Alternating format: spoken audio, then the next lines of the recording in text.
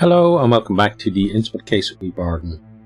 Right, so we're about to find out what actually happens when the food comes. So let's get on with it. Delia, is the wine spiked? You look stunning tonight. Why did you give me the wrong address? Yeah, let's ask that first and then ask if the wine was spiked. Delia, why did you give me the wrong address? So many questions have been going around in your head ever since you've arrived, but now that you're face to face with your client, you don't even know where to start. Something simple, perhaps. Why did you give me an incorrect address? Oh, I'd already forgotten about that. Well, we hadn't. You notice that Delia's hands keep fidgeting. She keeps rubbing the palms and fiddling with the stem of the wine glass. It seems that she's not used to these kinds of confrontations. Actually, this is the address of good friends of mine, where I spend most of my days, especially when my little one is at school. Used to say I spend more time there than in my own house. She smiles apologetically. Well, I guess we have to leave it be. Maybe if we've been to the other address and somehow made our way here, we could confront her about that? Possibly. Okay. That's another thing to look into then. Delia, you look stunning tonight. You beam at her, secretly wondering whether you brush your teeth today. Actually, it was more of a let's just keep her sweet so she doesn't kill us than let's actually flirt with her. You think you can see the brief flicker of a smile, but then Delia's mouth turns into a thin line. Thanks, she says frostily, and you get uncomfortable goosebumps all over. I hope you like fish, Delia says into the silence. Innsmouth is well known for its fleet. We always have the best catch. Yeah. She smiles. Mention your vegan lifestyle. Yeah, let's see that. You open your mouth, but just to check the planned course of action, your subconscious asks, do you really want to self-righteously educate this woman that you barely know about vegan nutrition? Can't you just say, I don't really like fish, or maybe simply don't eat the fish? Yeah, good idea. The answer is...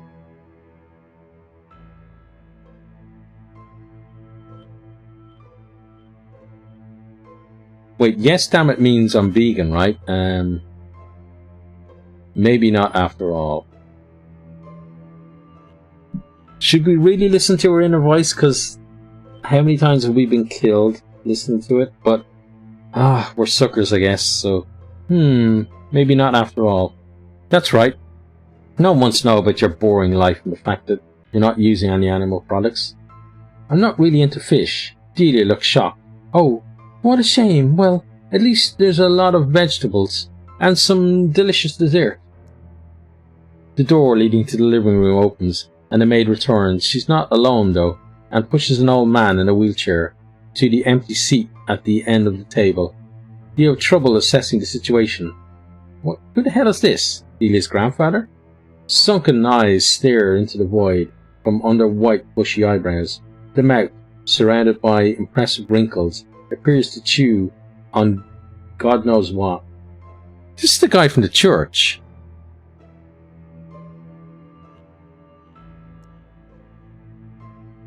The maid leaves the room without another word. Silence. Who on earth is this? Who on earth is this? Who the hell is this? You wonder to yourself. Who the hell is this? You ask out loud. Oh my god. We didn't even make it anyway subtle. Delia gestures towards the old man and says, May I introduce my father, Jebediah Marsh? Yeah, it is. Jebediah startles slightly when he hears his name. Only now does he seem to realize where he is. The man looks around the room and stops at you. He spits something out onto the floor, a black, gooey mass. What you hope is chewing tobacco lands on the carpet. Or maybe it's... Oh, maybe it's not that guy. Yuck. Where are your manners? Introduce yourself. Time to be a shining example of courtesy and good manners. While you politely introduce yourself and are outlining the reasons for your visit to Innsmouth, Mr. Marsh seems to be looking right through you. You'd be tempted to think that he's ignoring you, but perhaps he's just hard of hearing. Delia clears her throat quietly. She adjusts the cutlery on her plate as if it had not been placed at the perfect angle in the first place. Father is very weak. He rarely leaves the house. I take care of him as best I can. But you... Which house do you live in again? Like, I thought you said this house belonged to friends. Or was the other house belonging to friends? You completely confused me now, lady. So that's what you're out for, though. Before even more depressing topics are being dished up, the swing door by the kitchen opens. The housemaid rushes out, balancing several trays on her spindly arms. Even before the door has swung shut again, she has managed to place all of them on the table. There it is, the main course, a fat, juicy fish, on an elaborately prepared bed of salad. Its white, pupilless eyes stare into the void. The fish reminds you a lot of Jebediah. On the other trays there are bowls of vegetables, turnips, potatoes, and a grey-green mass which you hope is spinach. Different kinds of gravy. This is good, traditional fare. The smell of it all makes you realise how hungry you are. Delia assembles food on her own plate, and the maid fills Jebediah's. Dig in. Well, we're probably going to end up being staked again upstairs, but let's participate in the meal. The mood at the table is terribly tense, but perhaps this will be easier to bear once you've had some food. The fish is already pre-cut into portions, and one of them is now on your plate, along with some greens, turnips and potatoes, notwithstanding the greyish tint that by now you've come to expect from all things Innsmouth. The food smells delicious. Can we maybe switch a plate with the old man or something? Very delicious. Well, not going to be surprised if we wake up in the attic again, but let's try some food. The turnips are delicious. Crisp and fresh, slightly buttery. You don't want to swallow the first bite. It's that perfect. The fish is next. It too is delightful, only slightly salty with a hint of unfamiliar herbs and lemon. It doesn't take you long to finish off your plate, and you even have seconds. You don't remember when you last had such an excellent meal. There's classy surroundings. Delia gives you that frosty smile that you've come to love. Deliberately, slowly, she cuts off a piece of fish and then lifts the fork to her lips. She nibbles the fish off the bone and spits the rest out on the table. For some twisted reason, the sight sets your libido alight. What? Until today you hadn't been aware how sexy chewed up fish could be. What the? Delia seems blissfully unaware of the fact that you're watching her. After finishing about half of her plate, she puts down knife and fork and dabs her lips with the napkin. Old Jebediah is being fed by the maid. She carefully cuts up the fish and lifts the fork up to his lips. It's a strange spectacle to see how the young woman feeds the wrinkly man, like a bird feeding her chick. Delia's voice brings you back into the moment. What am I supposed to do with you? What do you mean? This woman's behavior puzzles you. You can make neither head nor tail of it. What do you mean? But she just waves her head. Delia sighs. All you're supposed to do is walk through town for a little while, spend a bit of your allowance, and then be captured by one of those idiots in the town. She looks at you coldly. But you're not even good for that. You make everything so much more complicated than it needs to be. Before you can respond, Delia continues. There are exactly 2 ways that dinner can end for you. Your mouth goes dry. You can't believe what you're seeing. Delia's hand, which had only briefly vanished under the table, is now holding a handgun. Oh, okay. Not the dagger, a handgun. Either, she points the gun at you, you drink this goddamn wine, which we're not going to do. Your heart is fluttering dangerously fast as the maid suddenly appears right beside you with another glass full of wine. You're still waiting to hear about the other option. But we'll have to resort to far less civilized measures in order for you to close your eyes. We need to move on to the highlight of the evening, you see. She pulls the trigger. What? She pulls the trigger. I still don't understand. Screw you. Screw you, you say dryly. Delia is visibly displeased, but despite that, she still hasn't pulled the trigger. She looks up to the ceiling and then someone presses the tissue, soaked with chloroform, against your mouth. Oh, thanks, maid. Yep. She was definitely in on it. And then we're back in the attic. Your consciousness returns and surges. Each interval lasts a little longer and lets you absorb more of your surroundings. The freezing cold, the pain. You blink your eyes that feel crunchy and dry. Your first instinct is to rub your eyes and get some relief, but you can't move. The first thing you notice is the wooden planks in front of you. No, that's not right. Not in front of you, above you. You realize that gravity is pushing you to the ground. You're lying on the floor, maybe in an attic or basement. It's hard to say. You lift your head to try to get a better sense of the situation. The circle of candles is placed around you. They are almost burnt to the ground, and their light flickers on the walls and ceiling. Your arms and legs are stretched out in a sort of X shape. You try to move and get up, but no luck. There's a firm and scratchy resistance on your wrists and calves, which forces you to stay in this position. On top of it all, you're stark naked. The only thing that still covers you is green paint. Your whole body seems to be splattered with green paint. Scratchy boards rub uncomfortably against your back, legs, and other parts of your body, which you usually keep at a safe distance from splintery wood. Whoever transported you did not take great care where they placed you down. Your whole body feels like one big bruise.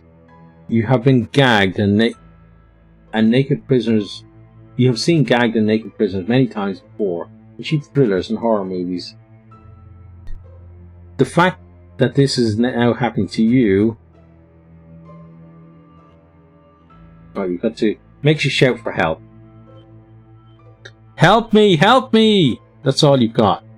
Who do you call for help when a private investigator has gone missing? The police? The fire brigade? Santa? And who would be missing you anyway? Your goldfish Al, your family, not Delia, your goldfish Al. Al? What? What might he be up to right now? Is he hiding in his little blasted castle? Is he swimming through the algae and his own filth? Is he looking for food on the water surface? Oh, Al. Take a breath. You'll get a great anecdote out of this. If you manage to survive, that is. What now? Wriggle about a bit. You thrash your arms and legs about. Eyes are really well secure, and they scratch and dig into your skin. What is it that you're tied to? In the flickering light of the candles, you follow the rope with your eyes. The rope that is wound around your right hand leads to a sturdy metal rod a few feet away. It is wound tightly around a hook so that you can move your arms only minimally.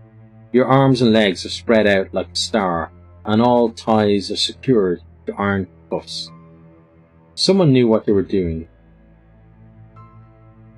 Try to squeeze your hands through the ties. Don't give up. You try to pull your hands through the tie.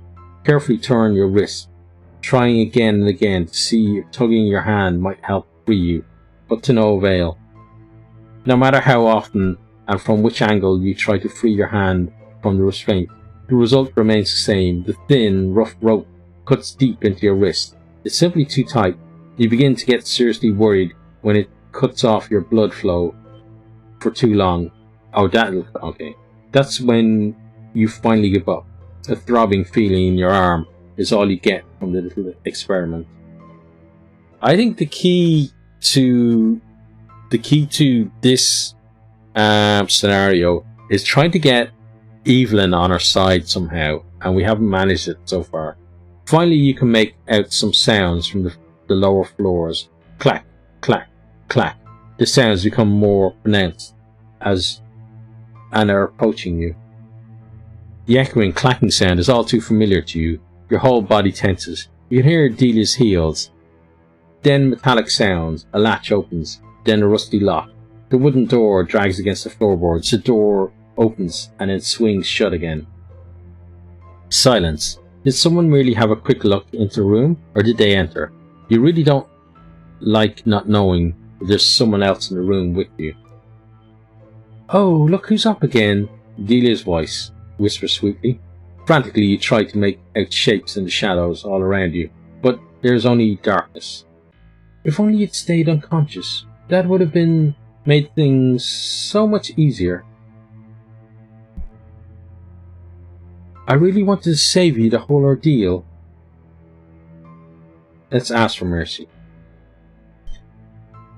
Oh, please, please, no, is all you manage to say. You feel denigrated, as if all your energy and fighting spirit has been drained from you. Your body turns to jello. Please don't, you feebly add one more time. Delia's hand with the knife sinks down slowly. Her expression shows disgust. Oh, please, please, no. Delia's mouth twists with disgust, as if you were a cockroach she discovered in her salad. Playfully, she balances the knife on her index finger. You think you can detect a certain curiosity in her expression. You've got a daughter. What would the girl think of you if she knew about all this? That her mother is a murderer? A smirk, not the reaction you had hoped for. My daughter is the reason I do all this. For my family. One day my daughter will be here in my place. One day she will be wielding this dagger. You're getting more and more desperate. Are you going to kill me now with this dagger? Once again the cold steel gently strokes your cheek. We know how this ends. That's right. That's right. Got a problem with that? I do. She grasps the dagger with both hands and holds it over you. You watch as the hairs on her arm stand up as she begins to speak. Oh, dagon, in my name and the name of my ancestors, take this sacrifice. She lifts her arm and emits a scream that lets your blood curdle. She rams a knife into her chest and it glides almost silently through skin, flesh and bone. An unknown world of pain overwhelms you. You try to breathe to speak, but every little movement is punished by microscopic pinpricks. Yeah, dead again. Unlucky. Your body starts to burn. It may be your sense of panic fooling you, but you're pretty sure that the green runes on your body are now beginning to glow slightly. You should consider yourself lucky, whispers Delia hoarsely. With her free hand she moves a strand of hair from her face. Your death will bring our family another period of happiness and prosperity. You were of some use to somebody after all. She pulls the blade from your chest with a jerk. The pain is unbearable. Then it stops. Okay, and yeah, got Black Widowed again. Right, so that is the end of that one. We are going to definitely explore more stuff in the next few videos. So hope you have enjoyed, hope you're keeping safe there, and hope to see you next time. Goodbye. I hope you enjoyed this video. If you did, maybe consider hitting the subscribe button there on the right, or checking out some other videos here on the left, or perhaps you might even share with some friends.